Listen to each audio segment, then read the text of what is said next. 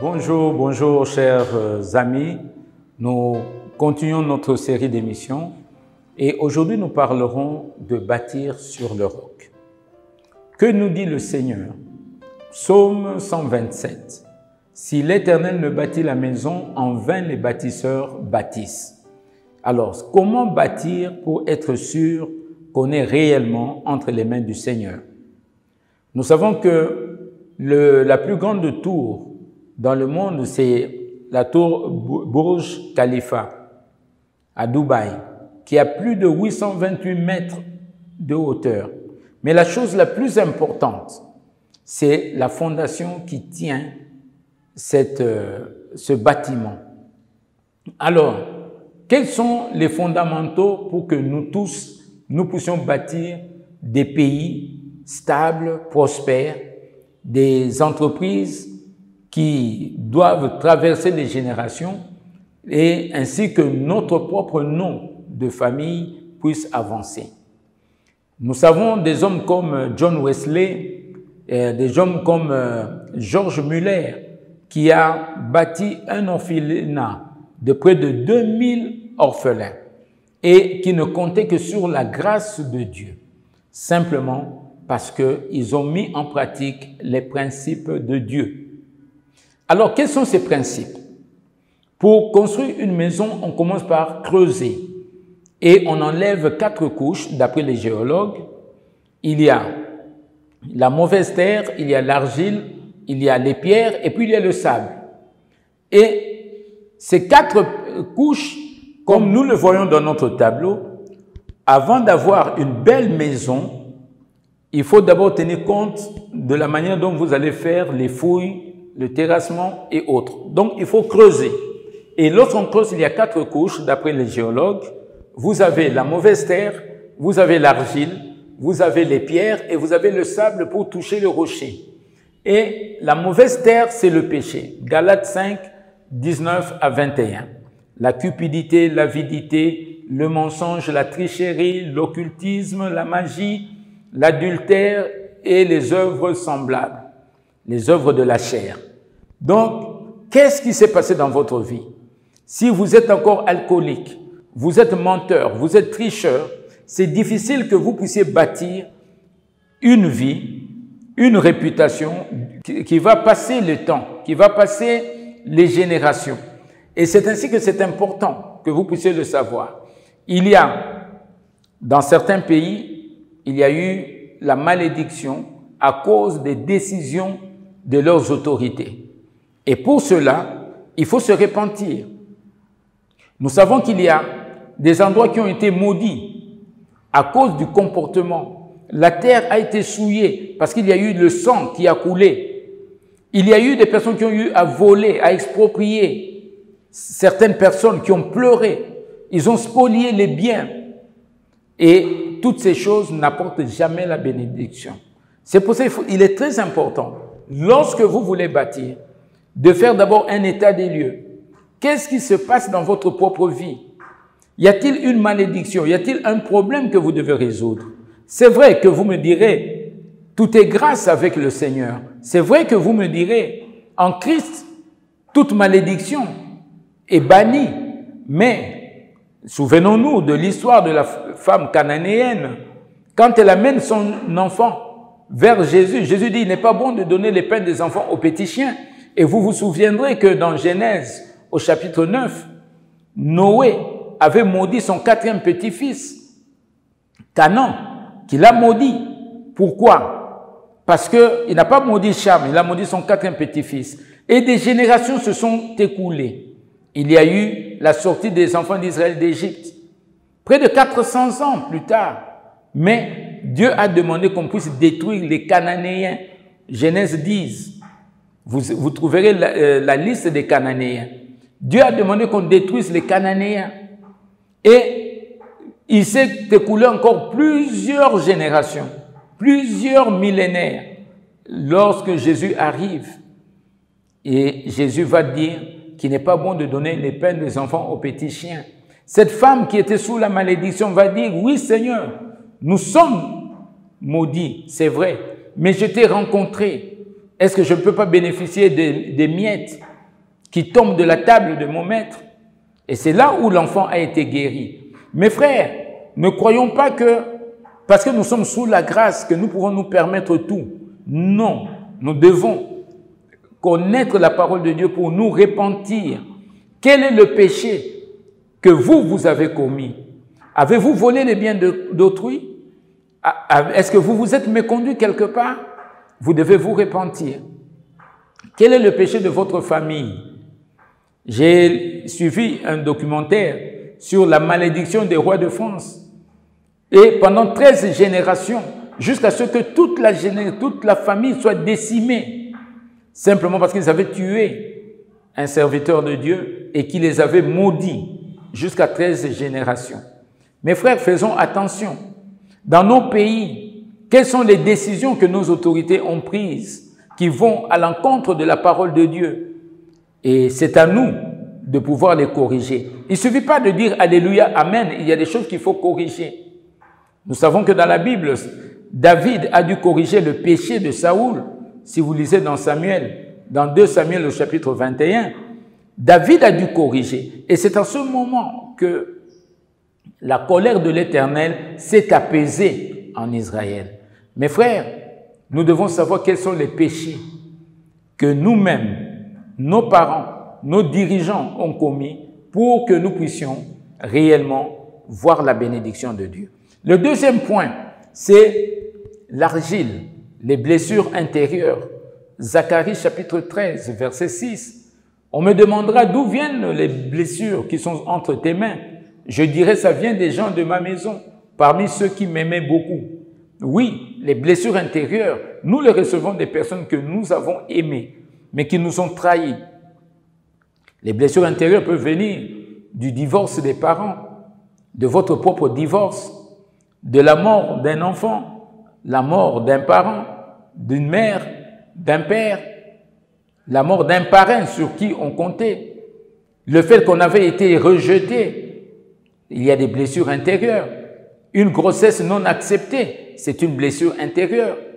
Et les blessures intérieures ont deux conséquences. Conséquence comportementale, on a un complexe quelquefois d'infériorité et on ne veut jamais se mettre en avant. Chaque fois qu'on vous propose un poste, vous préférez que ce soit quelqu'un d'autre. C'est un complexe d'infériorité. Vous estimez que vous êtes inférieur. Vous avez le complexe de supériorité. Il y a des gens qui, partout où ils se trouvent, on doit les entendre. Il n'y a qu'eux qui doivent parler. Ils doivent attirer l'attention sur eux. Quelquefois même dans l'accoutrement. Ils vous mettent des habits à couleur vive, simplement parce qu'ils veulent attirer l'attention des gens. Ils ont besoin d'une certaine consolation, d'un certain réconfort. Vous avez des gens qui sont trop maniaques. Ce n'est pas mauvais d'être maniaque, mais il y a des gens qui sont trop maniaques, simplement parce que ils doivent prouver aux autres qu'ils ne sont pas des personnes qu'ils sont. Ils sont différents. Et puis, il y a les conséquences qu'on appelle les maladies psychosomatiques. Ça commence par la tête et ça influe le corps. Et c'est ainsi que des maladies comme le diabète, l'hypertension, le rhumatisme, le cancer, la malaria, ainsi de suite, sont des maladies psychosomatiques. Ça commence par la tête. Donc c'est pour ça qu'il est important, quel que soit le problème que vous avez vécu, quels que soient les drames que vous avez vécus, de revenir au Seigneur, que le Seigneur puisse vous consoler.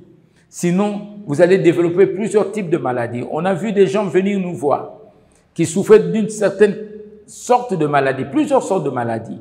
Mais en discutant avec eux, la majorité de ces personnes ont reconnu qu'il y a eu un problème, une situation particulière dans leur vie et qu'ils n'avaient jamais accepté. Ça me rappelle toujours l'histoire de cette veuve à Paris qui souffrait de rhumatisme depuis plus de 33 ans.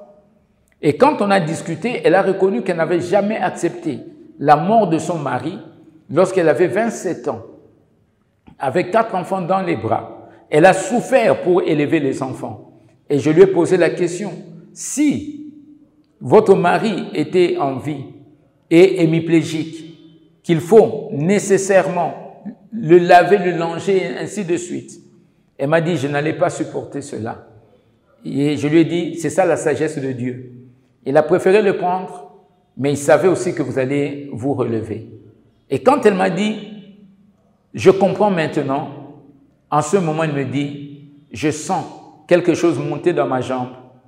Et elle était complètement guérie de sa maladie. Les maladies psychosomatiques, il faut mettre le doigt sur le vrai problème. Il y a des gens qui viennent, qui me disent qu'ils souffrent d'hypertension. C'est la même chose.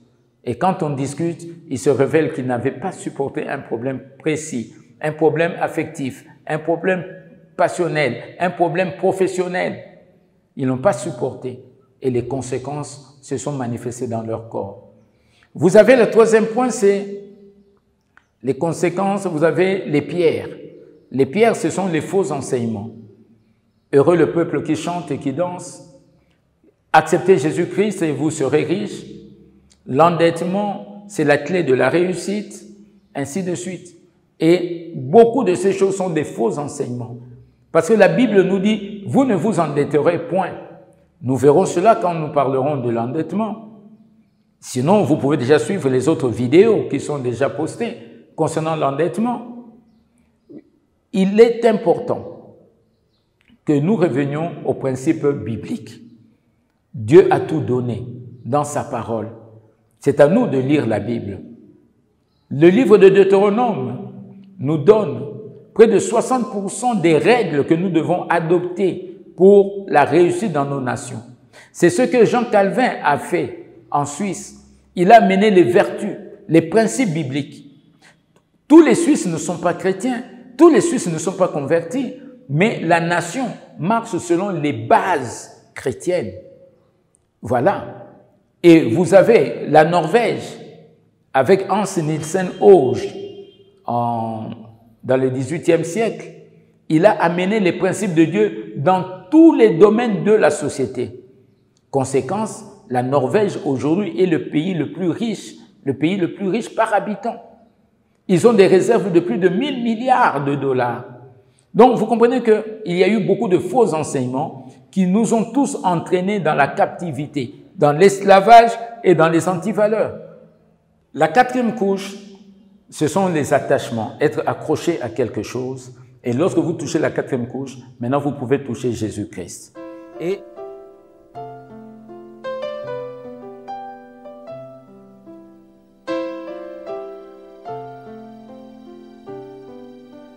que la quatrième couche, les attachements. Les attachements, il ne faut jamais être accroché à quelque chose. Nous voyons aujourd'hui, depuis longtemps qu'on demandait à beaucoup de nos compatriotes qui étaient dans la diaspora de rentrer au pays, de venir investir, de faire l'agriculture. Beaucoup n'ont pas écouté. Et aujourd'hui, avec la pandémie, plusieurs veulent rentrer parce que les entreprises sont en faillite en Europe. Il y a des difficultés de toutes sortes et ils veulent se rabattre maintenant. Mais avez-vous déjà préparé le terrain? Donc ne soyez jamais accrochés à une activité, à une fonction, à une vision. Lorsque Dieu vous dit vous quittez, vous devez quitter. Et ce n'est en ce moment, lorsque vous avez enlevé les 4 couches qui vous ont empêché de toucher le rocher, c'est-à-dire Christ, ce n'est qu'en ce moment que maintenant vous touchez, vous pouvez mettre la semelle. La semelle, c'est là où il y a les dons du Saint-Esprit. Dans les semelles, vous avez les 9 dons. Tout chrétien, écoutez-moi bien, vous qui me suivez. Si réellement vous avez touché Christ, il a dit, nous ferons de plus grandes choses, plus que ce que lui-même a fait. Donc si réellement nous marchons en intimité avec Christ, tout chrétien doit expérimenter les 9 dons de l'Esprit. 1 Corinthiens chapitre 9. Tout chrétien, vous devez expérimenter le discernement des esprits, la parole de connaissance, la parole de sagesse, le parler en langue, l'interprétation des langues, la prophétie, la foi, les miracles, la guérison. Les 9 dons, c'est un cadeau que Dieu a donné à tout chrétien. Voici les miracles qui accompagneront tous ceux qui auront cru. Ce n'est pas le privilège de quelques personnes. Nous devons revenir à cela dans toutes vos activités. Vous devez exercer cette puissance de Dieu. Vous devez chercher les miracles. Les entreprises où il y a des difficultés, il faut que le Saint-Esprit agisse. Mais il ne suffit pas seulement d'avoir le Saint-Esprit, les dons du Saint-Esprit. Il faut qu'il y ait aussi le fruit de l'Esprit. Galates 5, verset 22.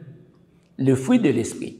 La bonté, la douceur, l'amour, la foi, la patience, la paix, la joie, la bienveillance, la maîtrise de soi. Vous devez avoir les 9 pétales ou étapes du fruit. On parle d'un fruit qui a les 9 parties.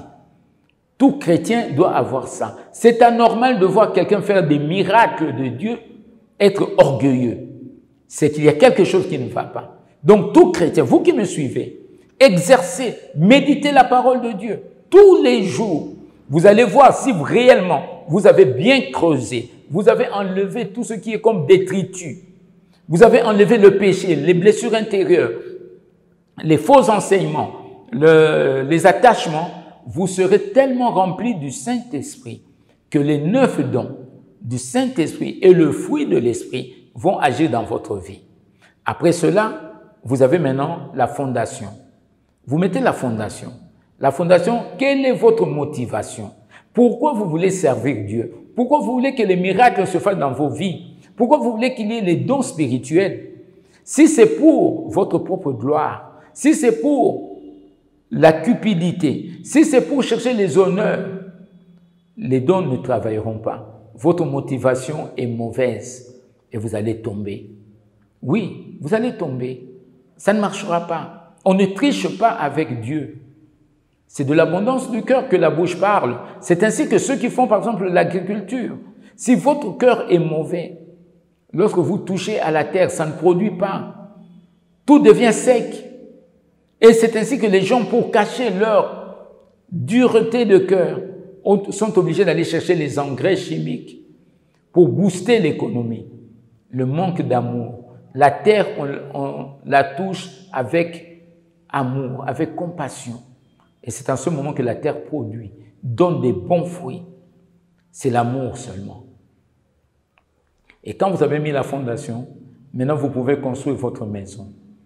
Toujours en respectant les règles, mettre le niveau, savoir que vous êtes toujours lié au Seigneur.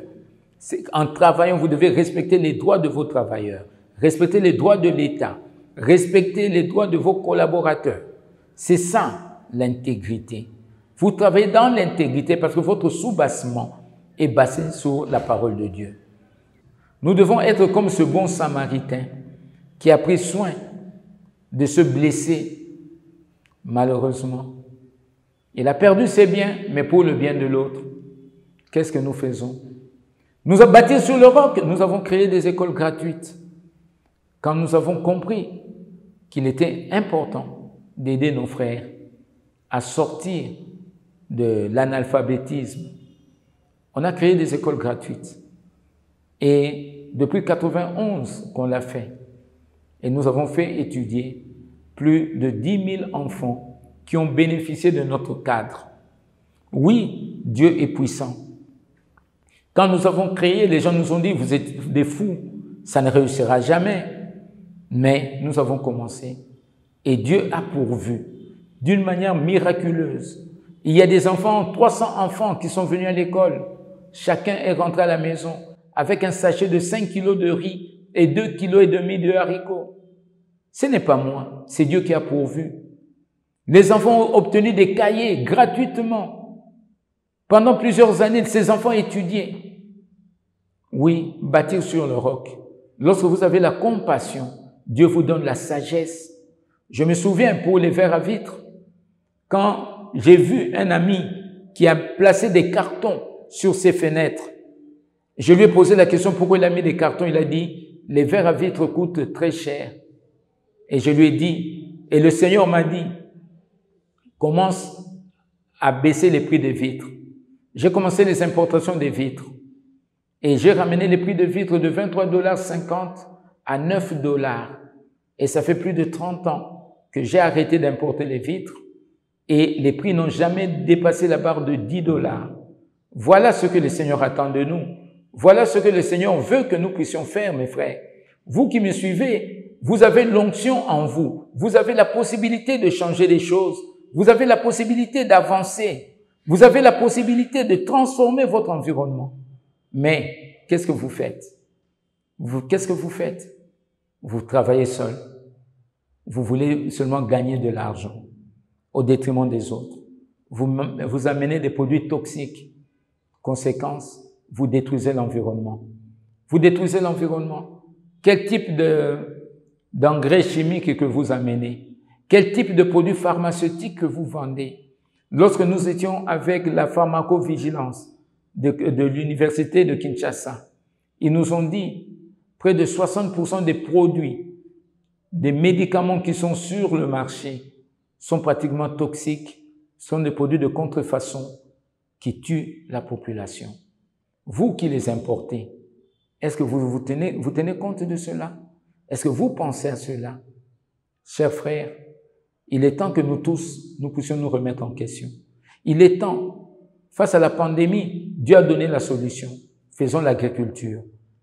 Faisons l'agriculture. Mangeons les concombres, mangeons les gingembre, mangeons la tomate pure, la tomate fraîche, mangeons le philanthus.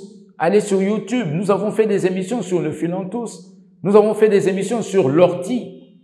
Allez voir, il y a tout cela que Dieu a déjà préparé pour nous. Alors mes frères, ne soyez pas égoïstes, ne soyez pas méchants. Bénissez vos frères, bénissez le pays, vous les chefs coutumiers. Je m'adresse à vous parce que Dieu a dit, assujettissez la terre. Il n'a jamais demandé qu'on vende les terres. Arrêtez de vendre les terres, c'est une malédiction. On ne vend jamais les terres. Dans plusieurs pays, nous étions en Côte d'Ivoire, ils ne vendent pas la terre. En Turquie, on ne vend pas la terre. Pourquoi ici, vous commencez à vendre les terres? Pourquoi nos lois permettent qu'on vende les terres? Ce qui n'est pas normal. Mes frères, levons-nous et bâtissons. Nous avons quelques critères que Dieu nous a donnés. Je sais que chacun de vous peut compléter, peut améliorer, peut même nous corriger si nous nous sommes trompés. Mais il est temps de bâtir notre pays. Tenons-nous par la main, levons-nous, bâtissons. Ce pays a un avenir grandiose. Ne vous y trompez pas. Vous qui fouillez, vous serez comme Elimelech. Vous irez mourir à Moab. Il est temps qu'on ramène le pain à Bethléem, à la maison du pain. Il est temps qu'on ramène la gloire de Dieu dans ce pays. Il est temps que nous tous nous changions de mentalité, que nous ne soyons plus des prédateurs, mais que nous soyons des fils de Dieu. Et voilà mes frères, que Dieu vous bénisse. Nous reviendrons à vous avec d'autres enseignements. Nous avons besoin de vos commentaires. Vous avez les numéros de téléphone. Vous pouvez nous contacter sur WhatsApp et nous vous répondrons quand c'est possible parce qu'on n'est pas parfait.